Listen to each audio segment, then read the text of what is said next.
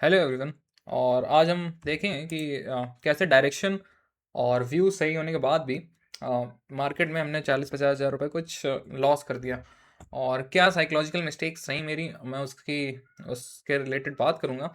और अगर एक बार इसको रिफ्रेश कर देते हैं, ये अराउंड 12 हज़ार का प्रॉफिट दिख रहा होगा, बट यहाँ पे ये अराउंड आज 60-80 थाउजेंड का प्रॉफिट हो सकता था, 80 के आसपास में, बट ये कन्वर्ट हो गया 12 हज़ार के प्रॉफिट में।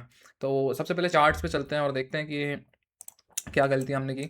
तो कल अगर हम बताएं, अगर मैंने आपको बताया था कि प्राइस जब अराउंड यहाँ पे चल रही थी, हाँ ये जब इसको लीव किया था तभी बता दिया था एक अच्छा खासा मोमेंटम नीचे को देखने को मिल सकता है और मैं बियरिश रहूँगा। बट उसके बाद यहाँ मैंने परसों एक प्राइस सेल किया था और यहाँ कहीं कुछ मैंने उसको बुक कर दिया था क्योंकि प्रीमियम बचा नहीं था।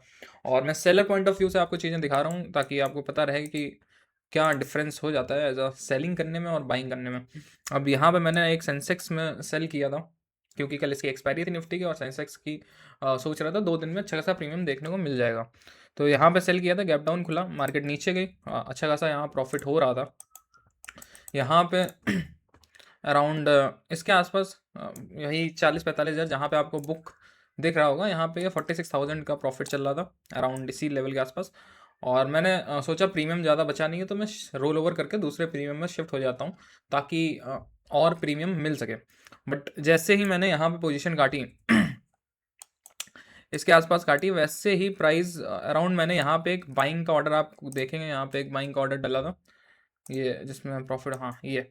तो यहाँ पे बाइंग का ऑर्डर डाला था बट हैज करने के लिए, बट यहाँ पे जब तक मैं सेल की लिमिट ऑर्डर डाली सेलिंग की, वो 2-4 रुपये से यहाँ मिस हो गया। फिर मैंने उसको मार्केट ऑर्डर एग्जीक्यूट नहीं किया, प्राइस एकदम से यहाँ मोमेंटम देखने को मिला अराउंड 40-50 पॉइंट का एकदम से देखने को मिला। फिर थोड़ा थोड़ा लालच आने लगा जिसकी वजह से मैंने सोचा थोड़ा सा पुल बैक ले तब सेल करूँ, प्राइस एग्रेसिव सेल चला गया। व्यू मेरा नीचे का ही था, बट 1-2 रुपये के चक्कर में ये पूरा मोमेंटम मैंने मिस कर दिया। जब भी इतना सारा मोमेंटम मिस हुआ तब मैंने कहीं यहाँ गई, जब प्राइस थी मैंने सोचा पुल बैक ले लिया है, अब सेलिंग कर देते हैं। तो मैंने फिर इसको हैच करने के लिए, सॉरी हैच करने के लिए, पूरा सेलिंग का व्यू बनाने के लिए मैंने अराउंड इसके आसपास सेलिंग कर दी। और उसके बाद अगर देखेंगे तो मोमेंटम अच्छा खासा ऊपर की साइड चला गया।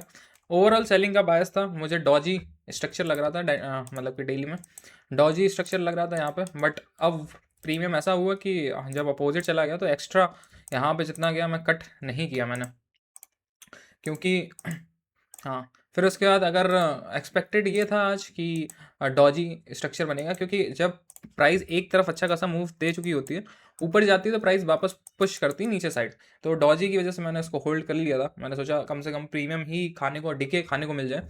बट प्राइस अब डॉजी बन गई है तो सेम चीज़ मैं एक्सपेक्ट करता हूँ। जैसे कि अगर आप वीकली देखेंगे, सेम सेल ऑफ आया, pause candle, then sell off आया।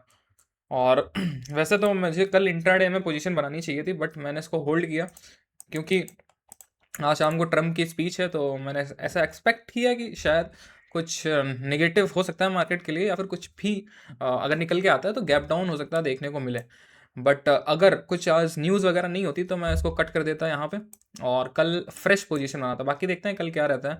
बाकी आज शाम को न्यूज़ है तो ट्रम्प की speech most of the time market के लिए बेकार ही रहती हैं। तो देखते हैं यहाँ पे क्या रहता है। बाकी ओवरऑल बायस सेलिंग का ही है। पॉज कैंडल बनी है, अच्छा है, यहाँ पे सेल ऑफ आया, पॉज कैंडल बनी, वापस सेल ऑफ आ सकता है। बाकी देखते हैं कल कैसा रहता है।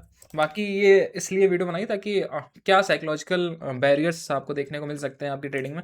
अब यहाँ पे मुझे मार्केट ऑर्डर लगा देना था, 2-4 रुपये के लिए उतना नहीं सोचना था, बट ड्यू टू मेरा लॉस हो रखा है एक बहुत बड़ा, जो मैंने आपको बताया था, जो कि साइकोलॉजी की वजह से ही हुआ था।